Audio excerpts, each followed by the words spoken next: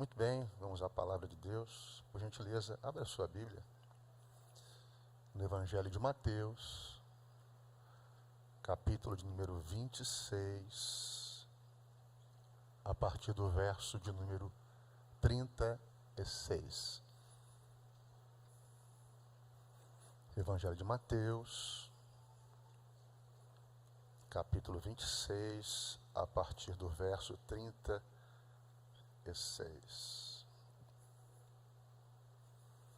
Você encontrou dê aquele amém de crente pentecostal. Glória a Deus. Então chegou Jesus com eles a um lugar chamado Getsêmani e disse a seus discípulos: assentai-vos aqui enquanto vou além orar. E levando consigo Pedro e os dois filhos de Zebedeu, começou a entristecer-se e angustiar-se muito. Então lhes disse: a minha alma está cheia de tristeza até a morte. Ficai aqui e velai comigo. E indo um pouco mais para diante, prostrou-se sobre o seu rosto, orando e dizendo: meu Pai, se é possível, passe de mim este cálice. Todavia não seja como eu quero, mas como tu queres. Até aqui, irmãos. Irmãos, o que estava acontecendo aqui no capítulo 26 do Evangelho de Mateus? Qual era o contexto? Era a semana da Páscoa. A semana da Páscoa judaica. Jerusalém fervilhava de gente, vinda de todas as partes do império. O mundo aqui de então era o mundo romano. 1/4 da população mundial nascia, vivia e morria debaixo das leis dos Césares. Jesus, ele nasce, vive, morre, ressuscita em um mundo romano. Então, em períodos como o da Páscoa, judeus vinham de todas as partes do Império Romano para celebrarem essa festa. A despeito do que muitos acreditam, a capital romana na Judéia não era em Jerusalém, mas era em Cesareia Marítima. Mas com medo de insurreições e revoltas, o procurador romano saía de Cesareia Marítima e ia para a fortaleza de Antônia, juntamente com o destacamento de soldados romanos. E ali, Jesus é preso e ali ele é açoitado. Mas, paralelamente a isso, o que estava acontecendo? Você já sabe que Jerusalém fervilhava de gente, o número de pessoas chegava a quintuplicar. Paralelamente a isso, o que estava acontecendo? Caifás e os fariseus estavam no sinédrio, conspirando contra a vida de Jesus. Como matá-lo? Como parar ele? E aonde estava Jesus e os seus discípulos? Jesus e seus discípulos estavam no cenáculo, participando daquela que seria a última Páscoa. Jesus agora está reunido com os seus discípulos no cenáculo, passando para eles as suas últimas instruções. E agora à mesa estavam todos os elementos da Páscoa. A Páscoa dos judeus, o pão sem fermento, pão asmo, ou seja, uma composição de óleo, de oliva, sal e trigo, ervas amargas, o vinho. E agora Jesus, ele pega 2 destes elementos, o pão e o vinho, e celebra agora a ceia, que nós chamamos de Santa Ceia. Ele pega o pão, reparte entre os discípulos e diz: este é meu corpo, que é partido por vós. E distribui o cálice a todos e diz: este é meu sangue, que é derramado em favor de muitos.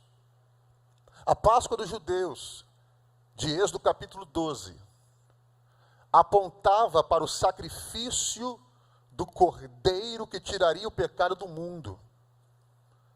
E a Santa Ceia, ela vaticina, ela confirma, ela atesta que Jesus tirou todos os pecados do mundo.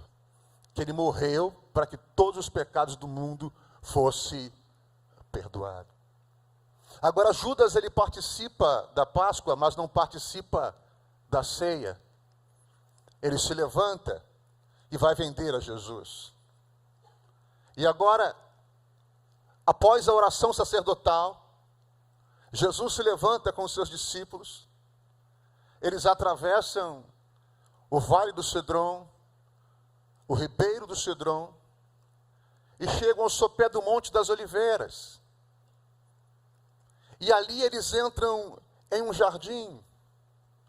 E a Bíblia diz que o nome deste jardim é Getsemane, do hebraico Getsemane, que significa prensa de azeite, porque ali, por conta das inúmeras oliveiras que ali havia um lagar, uma prensa, onde as azeitonas ali, elas eram prensadas.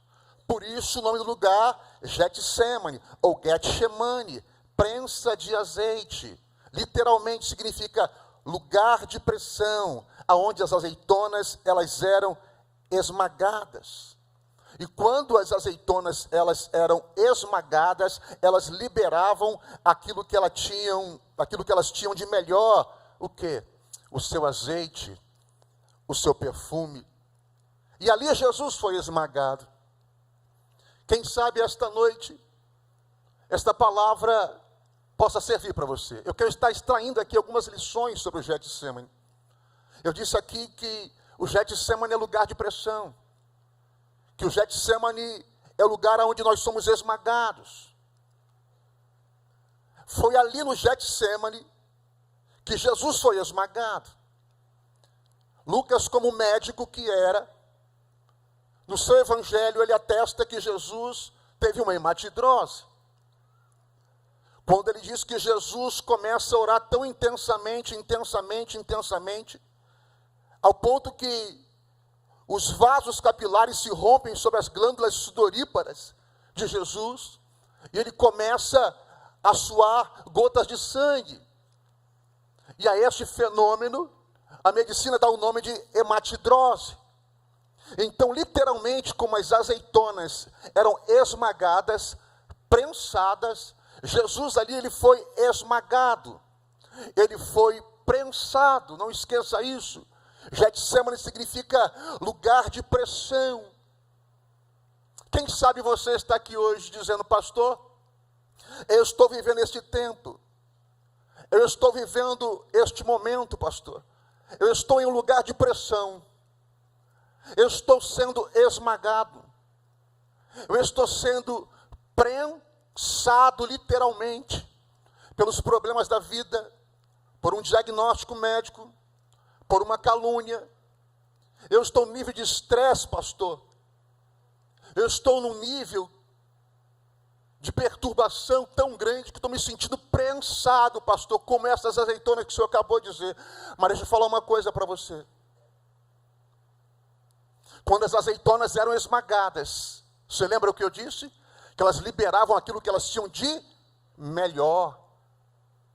O azeite com o seu perfume. Eu quero liberar uma palavra profética sobre a sua vida. Que é neste momento de vida que você vai liberar aquilo que você tem de melhor. Vai ser extraído de você aquilo que você tem de melhor, porque as lutas fazem isso com a gente. A pressão da vida faz isso com a gente. Deus tem uma razão para essa dor. Tem um propósito para essa luta. E Ele também tem uma recompensa para a sua fidelidade. Você vai liberar aquilo que você tem de melhor. Você vai descobrir talentos e dons que você nem sabia que você tinha. Você vai além da expectativa. Você vai além do esperado. Você vai superar isso. Porque no Getsemane, Deus permite que a gente libere aquilo que nós temos de melhor. E eu profetizo, eu libero este tempo. Vem coisa boa aí para a sua vida. E vai ser extraído de você aquilo que você tem de melhor. Glória a Deus. Aleluia. Talvez você possa estar dizendo: pastor, mas muitas pessoas também morreram em nome da fé, pastor. Muitas pessoas também foram assassinadas, foram jogados no Coliseu, muitos cristãos morreram decapitados, foram queimados. Assim como Jesus também passou a pressão dele. Mas só Jesus se fez pecado e maldição por nós. 1 Pedro capítulo 2, versículo 24, diz que ele carregou o pecado de toda a humanidade sobre o seu corpo. O preço foi pago para que eu e você estivéssemos aqui hoje, louvando e adorando o nome do Senhor. A segunda lição que eu aprendo sobre o Getsemane, que no Getsemane nós não podemos estar sozinhos. No Getsemane nós não podemos nos isolar. Preste atenção. Quando Jesus chega na entrada do Getsemane, na entrada do jardim, 8 discípulos ficam do lado de fora. Judas não estava mais ali. Ele leva consigo 3 amigos: Pedro, Tiago e João. Aqueles mais chegados a ele. Os mesmos que em Lucas 17 estavam no monte da transfiguração com Jesus, e Jesus se revela a eles em sua glória. Os mesmos que estavam com Jesus na casa de Jairo, quando Jesus ressuscita a filha de Jairo. Você reparou que Jesus tinha níveis de amizade, ciclos de amizade? Havia multidão. A Bíblia vai falar dos 70 discípulos. A Bíblia vai falar dos 12. Mas desses 12, haviam 3 mais chegados: Pedro, Tiago e João. E dos 3 mais chegados, havia João, que reclinava a cabeça no peito de Jesus, que era o mais chegado. Se até Jesus teve níveis de relacionamento, por que você não vai ter? Se até Jesus teve amigos, por que você não vai ter? Deixa eu falar uma coisa para você sobre amigos. Amigos não são opcionais. Amigos são necessários. Mas nós fazemos amigos em tempo de prosperidade. Mas só conhecemos os verdadeiros no tempo da necessidade. É difícil de digerir o que eu vou dizer. Mas as pessoas não amam você. Elas amam aquilo que você faz. E quando você deixa de fazer, muitas das vezes você não tem mais amigos. E eu louvo a Deus pelos poucos amigos que Deus me deu. Mas são amigos leais. Provérbios capítulo 17, versículo 17 diz que na angústia nasce o irmão. O sangue pode gerar até parentes, mas só a lealdade faz de nós uma família. Louvado seja o nome do Senhor. Provérbios capítulo 18, versículo 24, diz que existe amigos mais chegados do que o irmão. No meio do seu Getsemane, da pressão que está sendo exercida sobre você, você não pode se isolar. Você não pode ficar sozinho. Se até Jesus quis os seus amigos por perto, por que você não quer os seus amigos? Quem se isola se insurge contra a comunhão. O Salmo 133 diz: ó, quão bom e quão suave é que os irmãos vivam em união, porque é como óleo precioso que desce sobre a cabeça e sobre a barba de Arão. A amizade, a comunhão, a união é comparada com aquele óleo precioso que descia sobre a cabeça do sumo sacerdote, gente. 2 Timóteo capítulo 4, escute isso porque é muito importante. Paulo estava preso em Roma. O inverno se aproximava. E Paulo escreve a Timóteo, pega a sua pena e escreve a segunda carta a Timóteo e diz: Timóteo, procura vir ter comigo depressa, porque todos me abandonaram. Só Lucas está comigo. Ninguém me assistiu na minha primeira defesa. Sabe o que Paulo está dizendo? Eu não tive uma testemunha de defesa. Paulo era o cara. Aonde ele ia, muitas pessoas estavam reunidas com ele. Paulo dorme na minha mansão. Não, Paulo dorme no meu hotel. Paulo come no meu restaurante. Não, Paulo come na minha pensão. Agora Paulo está preso. E associar a imagem a Paulo poderia também ser prisão ou morte. E Paulo diz: olha, todos me abandonaram, Timóteo, mas eu sei que você é amigo fiel. Só Lucas está comigo. Procura vir ter comigo depressa. Talvez você não tenha muitos amigos, mas este momento que você está vivendo vão revelar quem são os seus verdadeiros amigos. Deus não vai te deixar faltar Lucas. Deus não vai te deixar faltar Timóteo. A base da verdadeira amizade, irmãos, não é a troca de favor. Não, pastor, não. A base da verdadeira amizade não é a troca de favor. Escute o que eu vou dizer para você, 1 Samuel capítulo 23. Davi está no deserto de Zif, se escondendo em buracos, passando por privações, não tinha nada.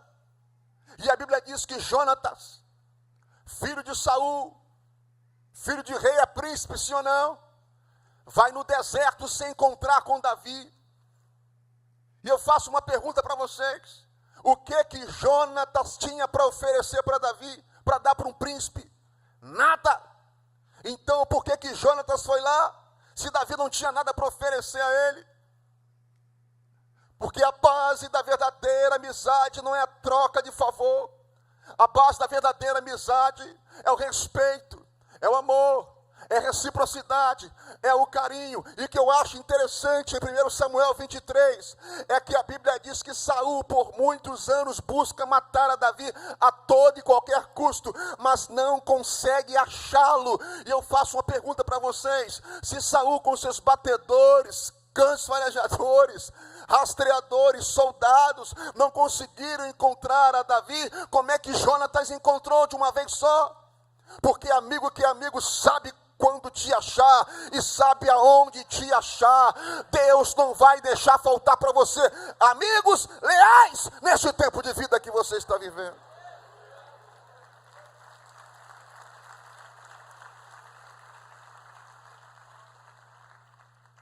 Outra coisa que eu aprendo sobre o Getsemane: ali Jesus, ele verbaliza os seus sentimentos. É por isso que você precisa de amigos. Ele verbaliza os seus sentimentos. Ele diz: olha, eu trouxe vocês para cá porque a minha alma está cheia de angústia até a morte. Então, eu quero que vocês fiquem aqui comigo e orem comigo. Irmãos, olha que coisa extraordinária. Jesus poderia ter dito o seguinte: olha, eu sou Deus, então vocês fiquem aqui no cenáculo, eu vou ali comprar uma lutazinha ali, eu vou suar gota de sangue, vou tomar um cálice, né? É amargo, mas eu vou beber, e aí eu volto para vocês. Não, Jesus quis estar com seus amigos. E aqui o texto se explica por quê.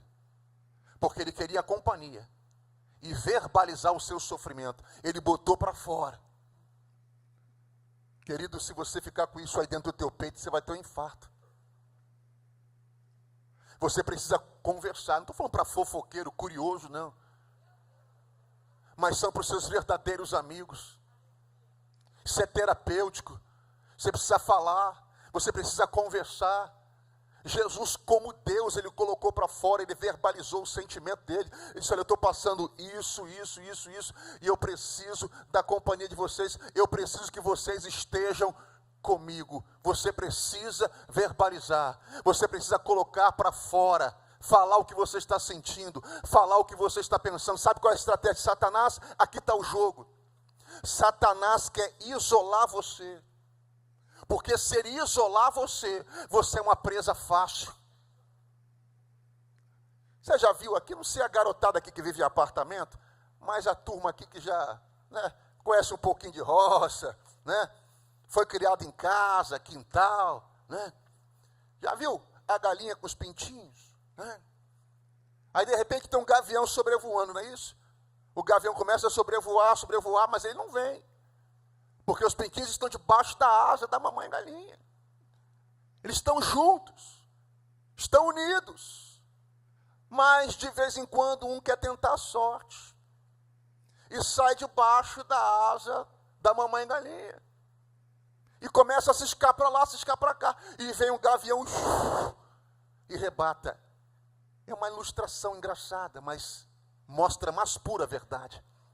Satanás quer isolar você dos seus irmãos, para que você se torne uma presa fácil, para que ele venha arrebatar você das mãos de Deus e da comunhão dos santos. Quem sabe você entrou hoje aqui triste, amargurado, pensando, quer saber de uma coisa? Eu não vou vir mais à igreja, eu não vou voltar mais na igreja. Quem sabe você está me ouvindo pela internet, em uma cama, deprimido, sem força para vir para a igreja. Eu declaro pelo poder que há no nome de Jesus, você vai voltar para a comunhão, você vai voltar para o meio da igreja. Você está sentindo a presença de Deus aí, Deus está falando contigo. O teu lugar é junto com os teus irmãos, o teu lugar é junto na casa de Deus. Satanás perdeu a poder no nome de Jesus. Você vai viver em comunhão com a tua família, com os teus irmãos e na casa de Deus. Aleluia. A terceira coisa que eu aprendo sobre o Getsemane. O Getsemane é lugar de oração. Getsemane é o lugar que nós precisamos orar. Diga amém. Está sob pressão, meu amigo? Está faltando o que para você botar esse joelhinho lindo no chão? O pau está quebrando, minha irmã. A luta chegou, pastor, não sei o que faço. Eu tenho remédio, oração. É o melhor remédio. Quando você não souber o que fazer, então, faça uma oração. O texto diz que por 3 vezes Jesus orou no Getsemane. E a Bíblia diz que ele orava intensamente. Deus te trouxe hoje aqui para você ouvir esta palavra. Pastor, estou vivendo dias de pressão. E Deus está dizendo, porque ainda não orou. Jesus ensinou, tu, pois, quando orares, entra no teu quarto. Fala com o teu pai que está em secreto, e o teu pai que está em oculto te recompensará. Essa vitória vai vir na oração.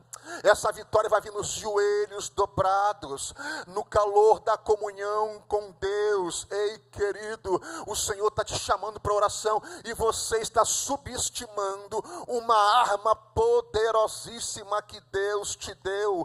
Como assim, pastor? Deixa eu falar para você sobre um rei chamado Ezequias. Isaías capítulo 38. Deus diz ao profeta Isaías, vá e diga ao rei Ezequias, para que ele coloque a casa dele em ordem, porque ele vai morrer. Sabe o que o rei fez?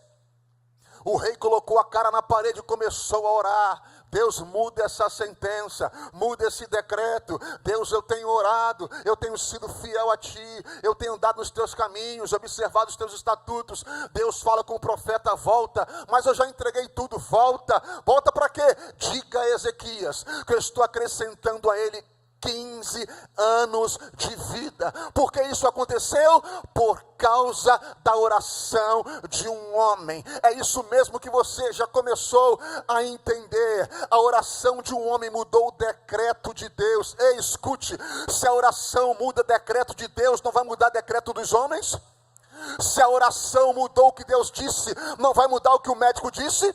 Se a oração mudou o que Deus falou, não vai mudar o que este homem endemoniado falou acerca de você e acerca da sua família? A oração tem o poder de mudar o decreto de Deus. Imagine o decreto dos homens. Atos capítulo de número 12, diz que Pedro estava preso e a igreja fazia contínua oração por ele a Deus, porque a sentença também era morte. Eu acho que Deus está falando com a gente aqui, irmãos. Eu acho que Deus quer falar com pessoas aqui. A sentença também era a morte, e a Bíblia diz que a igreja fazia contínua oração por ele a Deus. Eu ainda sou de um tempo que creio piamente que quando a igreja ora, alguma coisa acontece. desce. A oração chama Deus para a guerra. A oração chama o céu para a terra. Como diziam os antigos, a oração é a alavanca que move a mão de Deus. A oração é a chave que abre portas. O versículo 7 do capítulo 12 diz que o anjo chega, abre a porta e Pedro escapa. O anjo abriu a porta, mas foi a oração da igreja que trouxe o anjo. A oração da igreja ainda traz anjo, a oração da igreja ainda traz livramento, a oração da igreja ainda traz escape, a oração da igreja ainda traz resposta. E eu tenho uma notícia boa para você: Deus está ouvindo a tua oração.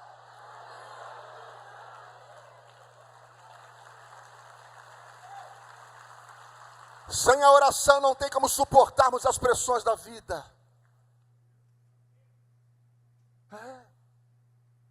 Você vai descobrir o que Deus vai fazer com você nesse lugar de transformação. Irmãos, o Getsemane faz com que a gente transite no sobrenatural de Deus, no inexplicável de Deus. Redobre a sua atenção, por favor. Preste atenção nisso. Quando os soldados do templo chegaram para prender Jesus, quando Judas chega lá, a Bíblia diz que Pedro, ele puxa a espada e dá-lhe uma espadada e corta a orelha do servo do sumo sacerdote.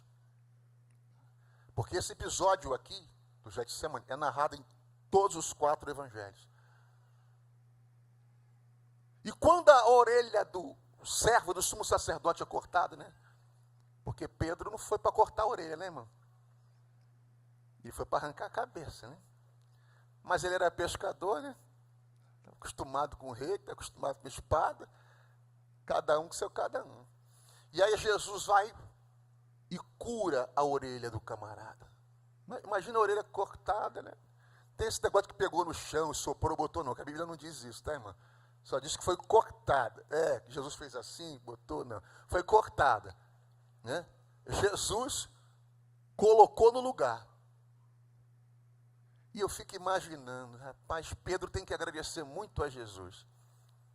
Porque se Jesus não tivesse curado, colocado no lugar a orelha do camarada, ao invés de 3 cruzes no Calvário, seriam 4. Porque Pedro também é de ralo, como diz. Também embora. Mas onde eu quero chegar aqui, irmãos? Jesus estava sendo esmagado, estava sendo ferido, mas ele estava curando. Mais uma vez. Ele estava sendo esmagado, ele estava sendo ferido, ele estava sendo prensado, mas ele estava curando. Deus vai te usar para curar a pessoa, pastor, isso aqui. Não, pastor, Deus vai usar outro. Você não sabe o que eu estou passando, da luta que eu estou passando. Irmão, deixa eu falar uma coisa para você. Pastoreei a igreja há 20 anos aqui no campo da Devec. 20 anos. Eu tinha que visitar minha esposa com câncer no hospital. Está aqui, sempre foi magrinha. Conheci com 49 quilos. Hoje está com 51. E eu me lembro, irmãos, quando o pastor Odilton, não sei se o Odilton lembra disso, entrou no CTI para ver minha esposa, ele saiu chorando. Porque estado cadavérico. Sempre foi magrinha. E agora um câncer, um carcinoma no intestino, não podia comer. Imagina, 3 dias no CTI. E Jesus tem misericórdia. E aí eu chegava na igreja.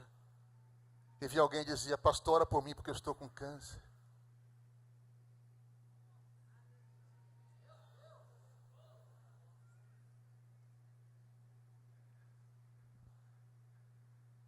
Ferido, mas curando. Quantas e quantas vezes, pastor Dilton? Pastor, ora para Deus abrir a porta da casa própria. Jeová abençoava a casa própria. Eu dizia, Jesus, eu estou no aluguel, já estou na minha 15ª mudança. E Deus abençoando e abrindo portas. Ferido, mas curando.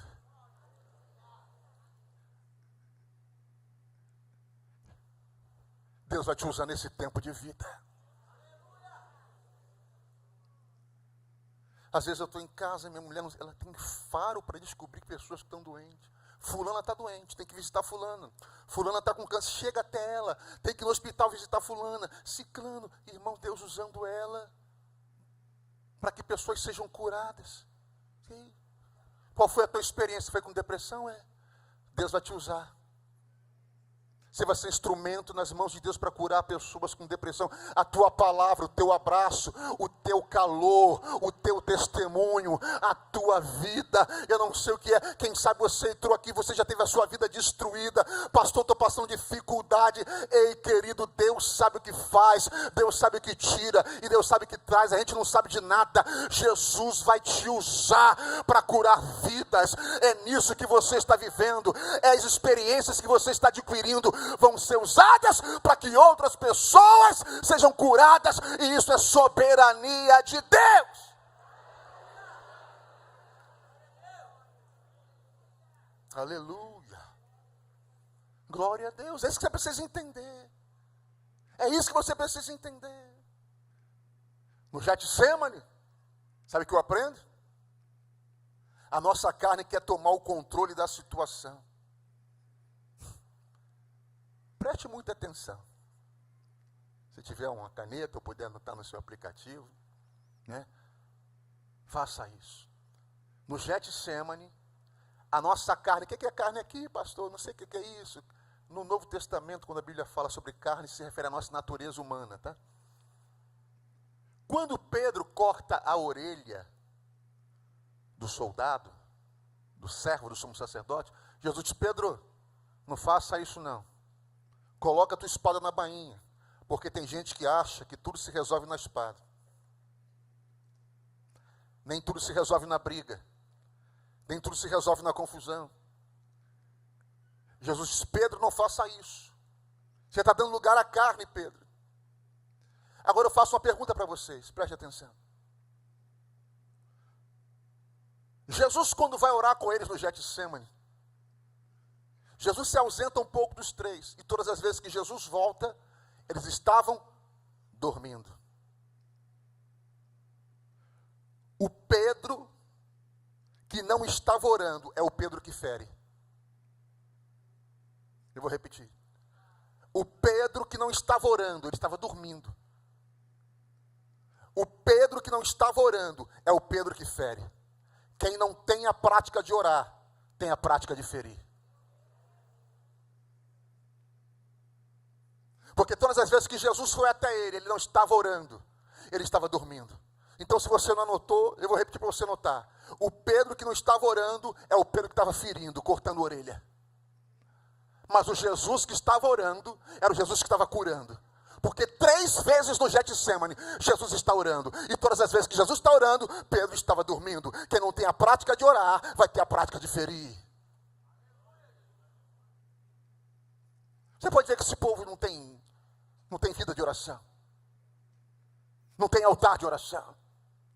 Porque não é possível uma pessoa que tenha a prática da oração, uma vida de comunhão com Deus, uma vida de jejum, seja instrumento de Satanás para destruir a vida dos outros, para perturbar os outros, para tirar a paz dos outros. O Pedro que não estava orando é o Pedro que fere. Quem não tem a prática de orar, vai ter a prática de ferir. Agora escute isso: quem dorme na hora de orar, vai ferir na hora que tem que perdoar. Aleluia! Pastor, então me mostra a antítese aí. Vamos lá então. Escute isso aqui. Você quer ver o Pedro que ora? Atos dos Apóstolos, capítulo 3. Aqui comigo. Pedro e João subiam ao templo. A hora da oração. Escuta para cá. O Pedro que não ora é o Pedro que fere, sim? Cortou a orelha. Agora, em Atos 3. Pedro e João subiam ao templo. A hora da? e tinha um paralítico na porta do templo. E agora o Pedro que vai orar diz: levanta e anda em nome de Jesus. Porque quem ora cura, quem ora sara. Agora o Pedro que ora é o Pedro que cura. Você vai orar, Deus vai abençoar a sua vida e você vai ser instrumento para que outras vidas sejam curadas também. Porque o Pedro que ora é o Pedro que cura.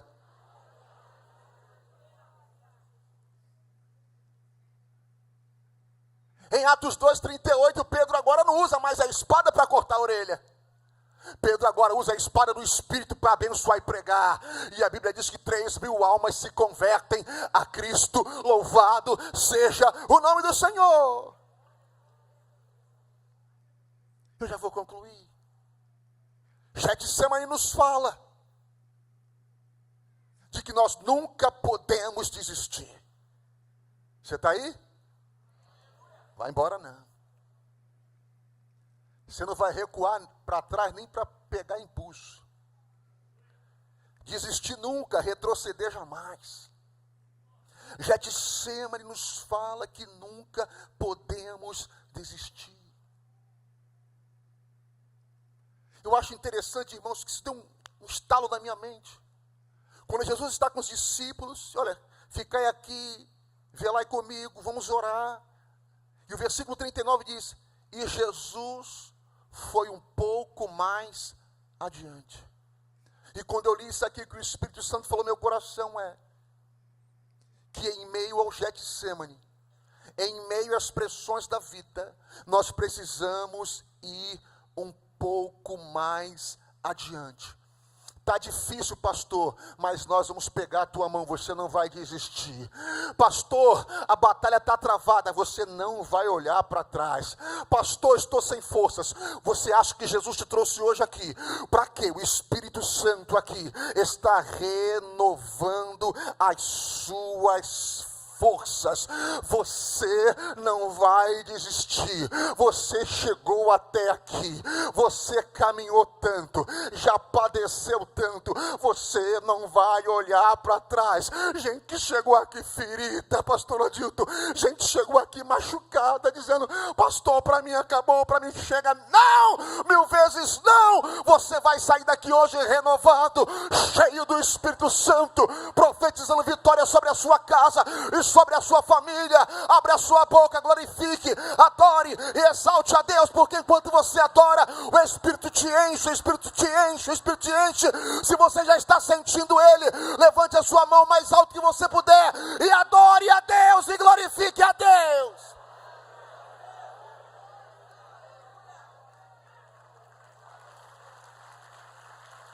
Glória a Deus. Você não vai desistir. Se no deserto Jesus vence o diabo, na cruz ele paga o preço dos nossos pecados. No Getsemane foi submissão absoluta. Irmãos, a tensão foi tanta. Pastor, que tensão foi essa? Vamos lá. Jesus jamais pensou em recuar 1 minuto sequer. O problema não é esse. É que agora ele ia se tornar maldição por nós. Ele ia carregar todos os pecados da humanidade. E ele vai dizer na cruz: Deus meu, por quê me abandonaste? E havia uma ruptura da eternidade.